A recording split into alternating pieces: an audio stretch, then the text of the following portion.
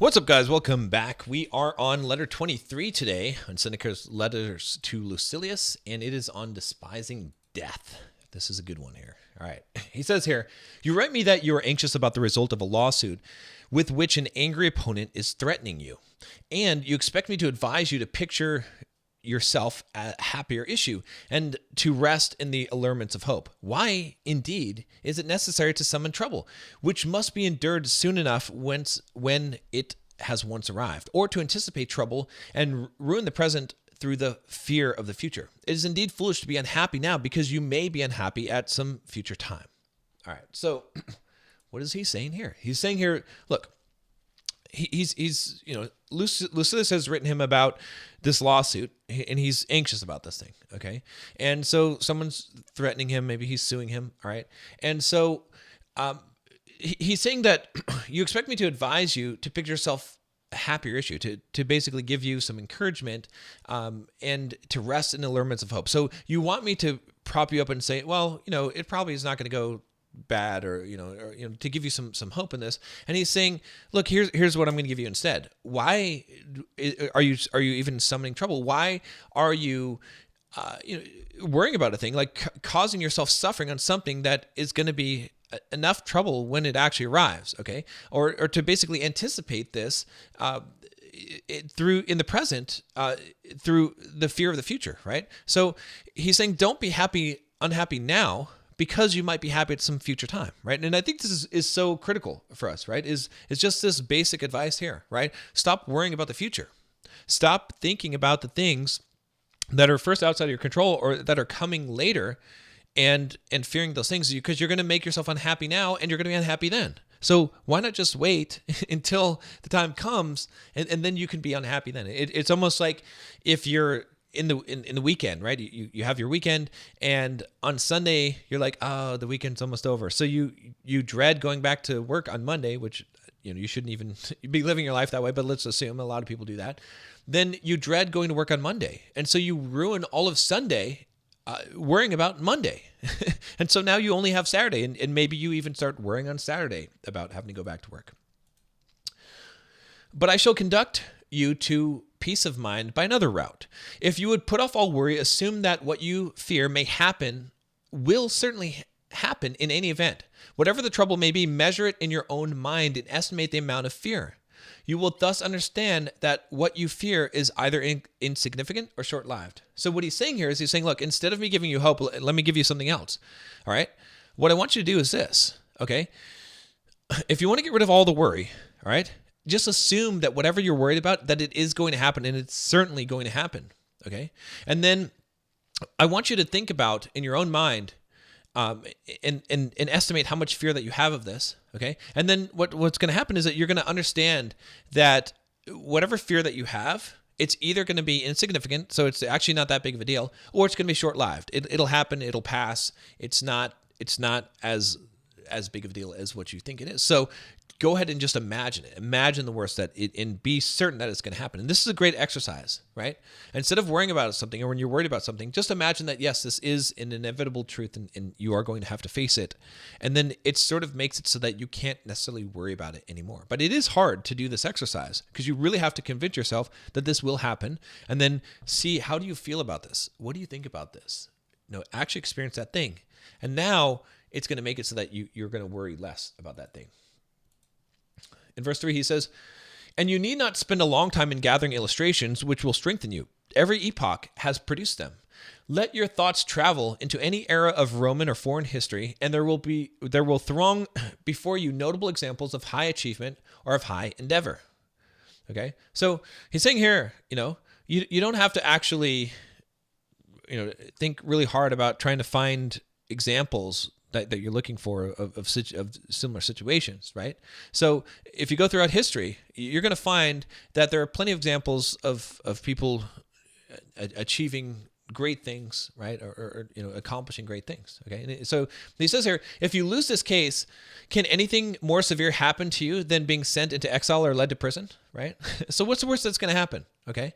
Is there a worse fate that any man may fear than being burned or being killed? Name such penalties one by one and mention the men who have scorned them. One does not need to hunt for them. It is simply a matter of selection. Okay, so combining these two things, he's saying that, look, if you go through history, what you're going to find is that there are men who have endured great things, all right? And what he's saying is that, look, what's the worst thing that's going to happen in this case? You're going to go to exile or be led to prison, okay? What about being burned or being killed? All right, whatever things you come up with, there are plenty of men who have scorned them, meaning that they did not fear them. They did not pay attention to those things, okay? And you don't have to hunt for those guys. You could just pick them, whatever it is, right? There's many instances. In fact, Seneca himself, right? He had to take, he had to kill himself, right? He was ordered to kill himself, and he slit his wrists in a bathtub, and he did not fear it. He did not resist it. He could have gotten out of town, but he chose not to, right? Same thing with Aristotle. I mean, not Aristotle. What do I want to say? It's skipping me now. Plato, Aristotle. I'll think of it, but yeah, I'm sure you know who I'm talking about. But in verse 4, he says, Sentence of conviction was borne by Rutilius, as if the injustice of the decision were the only thing which annoyed him. Exile was endured by Metellus with courage, by Rutilius even with gladness, for the former consented to come back only because his country called him. The latter refused to return when Sulla summoned him, and nobody in those days said no to Sulla. Socrates, there it is, Socrates in prison discoursed and declined to flee. When certain persons gave him the opportunity, he remained there, in order to free mankind from fear of two most grievous things, death and imprisonment. So he's giving some examples here, right? In fact, Socrates, that was the one I was thinking of. All right, he had to drink the hemlock poison. All right, so he's saying that this Rutilius guy, he was sentenced. Okay, but the only thing that annoyed him was the injustice of the decision. Right, he endured the thing. Right, and exile was endured by Metellus. Okay, and Rutilius was glad about it. In fact, he didn't even come back when they exiled him until his country called him, right? And they had to really encourage him to come back, because he was like, no, I'm fine. This is cool. I'm good, right? Socrates, like I said, he was sentenced to death for corrupting the youth, all right? He was sentenced to drink a hemlock poison, all right? There was plenty of people that could have pulled him out of the city and saved him, and there's a whole dialogue, I think, in Plato's Discourse where he talks about this. And Socrates was like, no, if Athens has chosen that I must die, then I must die. Even if it's wrong, it doesn't matter, because I believe in this process, right? And he did it in order, it says, to free mankind from the fear of two most grievous things, death and imprisonment, right? So he made himself an example. Mucius put his hand into the fire. It is painful to be burned, but how much more painful to inflict such a suffering upon oneself. Here was a man of no learning, not primed to face death and pain by any words of wisdom, and equipped with only the courage of a soldier, who punished himself for his fruitless daring. He stood and watched his own right hand falling away piecemeal on the enemy's brazier. Nor did he withstand the dissolving limb with its uncovered bones until his foe removed the fire. He might have accomplished something more successful in that camp, but never anything more brave. See how much keener a brave man is to lay hold of danger than a cruel man is to inflict it. Porsenna was more ready to pardon Mucius for wishing to slay him than Mucius to pardon himself for failing to slay Porsenna. Okay, so a few things here. If we look at this, the focus in this version of the story was evidently a movable fire preserver. So the story was what I wanted to talk about here. Okay, let me just find the place. Okay, so we're on verse 5. So this guy, all right, he put his hand into the fire. All right, willingly put his hand into the fire. I forget the exact context behind this, but to make an argument, right? And it was the enemy who actually pulled his hand out of the fire, but his hand burned. He willingly put his hand into the fire. Can you imagine doing that? All right. So what he's saying here is he's using this as an example. Okay. He's saying that, look, men have endured great things. All right. It's so brave that he would do that. Right. Even though he might have been able to accomplish other things, that bravery is the thing that is so amazingly fantastic here. And he's saying that you can do these things. You can endure things that you don't think that you can endure. And there's plenty of examples of men who have done these things. Okay. And he's saying here also, Porsenna was more ready to pardon Mucius for wishing to slay him, right? Because he's saying, see how much keener a brave man is to lay hold of danger than a cruel man to inflict it. So this guy Porsenna, he was more ready to pardon Mucius for wishing to slay him than Mucius to pardon himself for failing to slay Porsenna, right? So a brave man is so much better, right? A brave man can take more danger than a cruel man can inflict it, right? So what he's saying is that bravery always wins. That bravery conquers all. That bravery is greater than fear. That's what he's saying here. In verse 6, he says, "Oh, say you, those stories have been droned to death in all the schools. Pretty soon, when you reach the topic on despising death, you will be telling me about Cato. But why should I not tell you about Cato? How he read Plato's book on that last glorious night with a sword laid at his pillow. He had provided these two requisites for his last moments. The first, that he might have the will to die, and the second, that he might have the means. So he put his affairs in order, as well as one could put in order that which was ruined and near its end, and thought that he ought to see to it that no one should have the power to slay or the good fortune to save Cato." So this is a famous story of Cato who killed himself to make a political point. Right, and he ran himself through with a sword, right?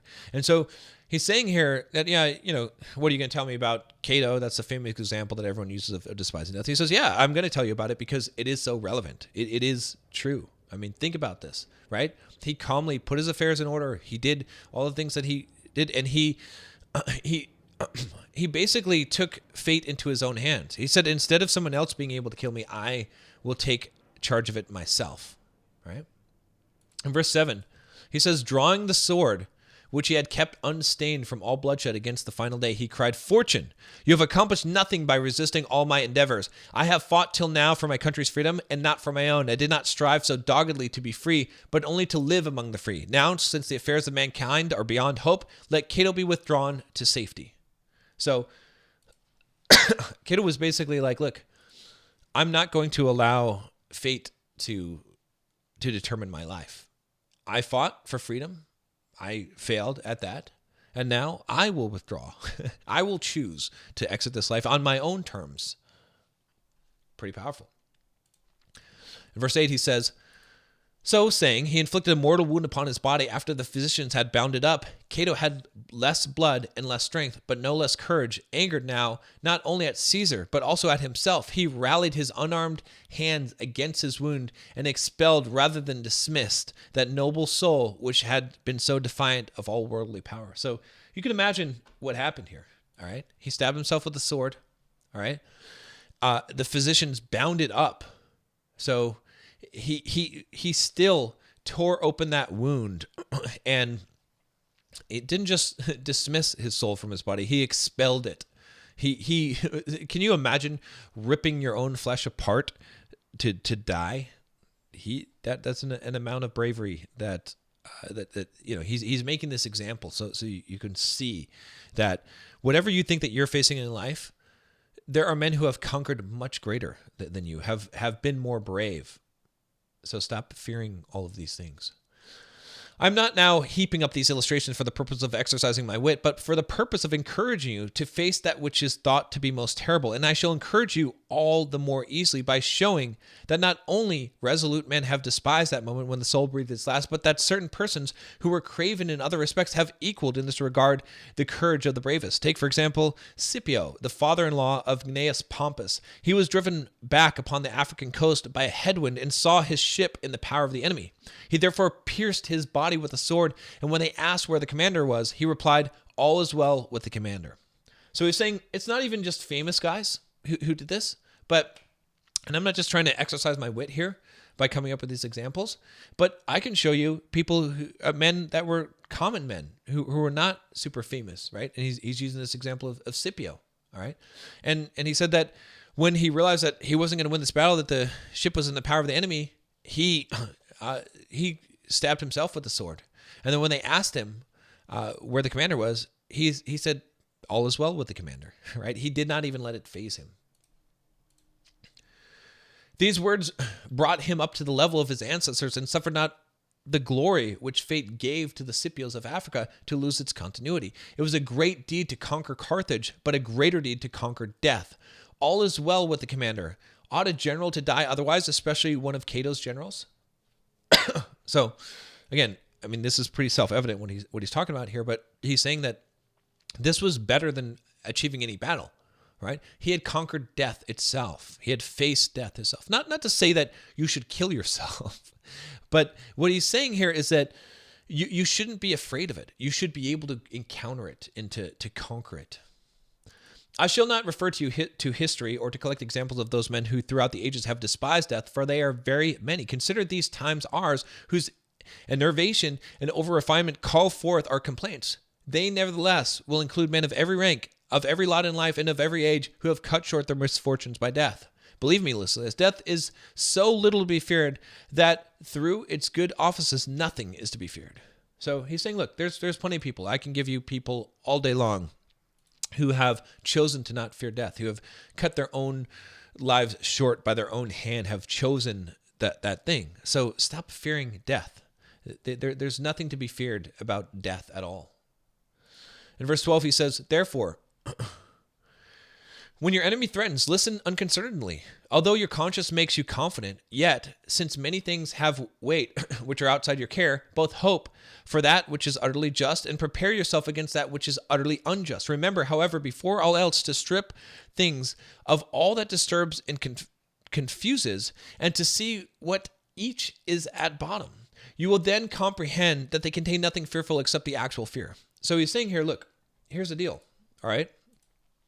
When you have an enemy, don't worry about it. Don't be concerned about it. Okay, and here's the thing that you should be thinking. Okay, you should hope for that which is just. You should hope that the right outcome comes, but prepare yourself for the worst outcome, for the unjust. Okay, and he says to strip all the things that disturb or confuse you. Okay, and to see what each is at bottom. What is it? What is at the bottom of it? Right? What is causing this disturbance, this confusion? All right. Then you will see, okay, that they contain nothing fearful except the actual fear. The only thing you have to fear is fear itself. 13. What you see happening to boys happens also to ourselves, who are only slightly bigger boys. When those whom they love, with whom they daily associate, with whom they play, appear with masks on, the boys are frightened out of their wits. We should strip the mask not only from men, but from things, and restore to each object its own aspect. So he's saying that, look, you know, what you see that happens to boys where someone wears a mask and scares them, that's happening to men. It's happening to you. You're afraid of this thing that is more of the fear than the actual thing itself. And so if we strip the mask from death, then you'll see that there's nothing to fear of it. Why dost thou hold up before my eyes swords, fires, and a throng of executioners raging about thee? Take away all that vain show behind which thou lurkest and scarest fools. Ah, thou art not but death, whom only yesterday a manservant of mine and a maidservant did despise. Why dost thou again unfold and spread before me with all the great display, the whip and the rack? Why are those engines of torture made ready, one for each several member of the body, and all the other innumerable machines for tearing a man apart piecemeal? Away with such stuff, which makes us numb with terror. And thou, silence the groans, the cries, and the bitter shrieks ground out of the victim as he is torn on the rack. Forsooth, thou art not but pain, scorned by yonder gout-ridden wretch, endured by yonder dyspeptic in the midst of his deities, borne bravely by the girl in travail. Slight thou art, if I can bear thee. Short thou art, I can bear thee. Short thou art, if I can bear thee. So, okay, this one, what he's saying is this, all right? It's kind of just, it's poetic. He's speaking to death. He's saying, who are you? Okay? Trying to scare me with all this stuff, right? It's just a vain show, okay? What this actually is, underneath all this, the rack and the torture devices and all this stuff, okay? You know, I know you have all these things, these fears. Get away with me get away from me with all these fears. Okay, all this stuff is just pain. It's just pain. That's all it is. And he's saying that, that here's the thing. Someone who has gout, they have to deal with pain. All right. A dyspeptic, someone who has stomach issues, they have to deal with pain. Okay. The girl in labor, she has to deal with pain. All right. And he's saying that, look, if it's not much pain, I can bear you.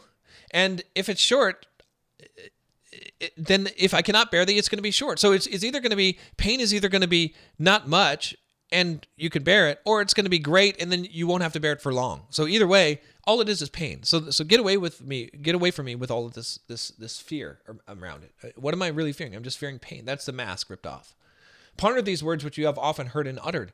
Moreover, prove by the result whether that which you have heard and uttered is true. For there is a very disgraceful charge often brought against our school, that we deal with words and not with the deeds of philosophy.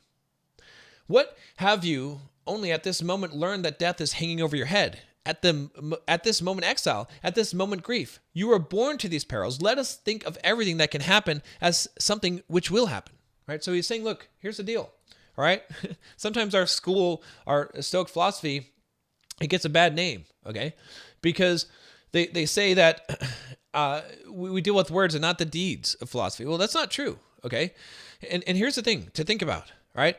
All this stuff, like death, exile, all these things that you're afraid of, why don't you just think of them like they didn't just happen. You always had this hanging over your head. You were always bound for this. You were always going to die someday. So don't think of them as just happening. Just think of them as something that will happen and has always been the case. In verse 16, he says, I know that you have really done what I advise you to do. I now warn you not to drown your soul in these petty anxieties of yours. If you do, the soul will be dulled and will have too little vigor left when the time comes for it to arise. Remove the mind from this case of yours to the case of men in general. Say to yourself that our petty bodies are mortal and frail. Pain can reach them from other sources than from wrong or the might of the stronger. Our pleasures themselves become torments. Banquets bring indigestion. Carousels, paralysis of the muscles and palsy. Sensual habits affect the feet, the hands, and every joint of the body. All right. So what he's saying here is, look, here's the deal. All right. I know you're doing what I'm advising you to do, but just get rid of these stupid anxieties that you're suffering here. Okay. Because if you don't, then when it comes time to rise up, you're not going to have the strength to do it. Remove all this pain from your mind and think of it. Your body is mortal. It's frail. Okay. But pain can reach you not just from bad things happening to you or the might of the stronger, right? But the pleasures that you enjoy, those things actually bring pain as well. So why are you not fearing those things? You look forward to those things, but those things can bring you pain as well. Right? I may become a poor man. I shall then be one among many. I may be exiled. I shall then regard myself as born in the place to which I shall be sent.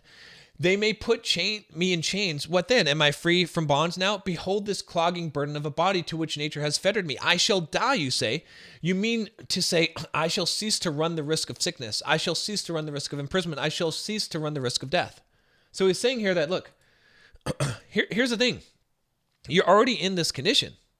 And if you actually die, instead of looking at it as a bad thing, then all these fears that you have will be diminished.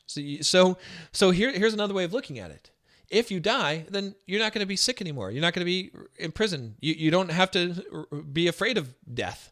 So is it really that bad of a thing? Or is it something that you should fear?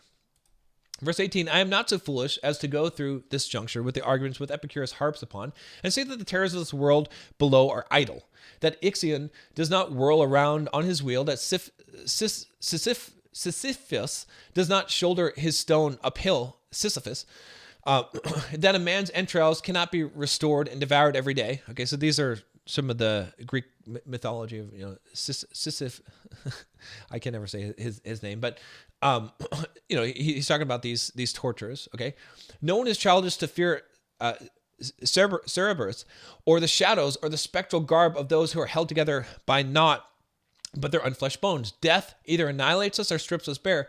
If we are then released, there remains the better part after the burden has been withdrawn. If we are annihilated, nothing remains. Good and bad are alike removed. So he's saying, look, here's the thing.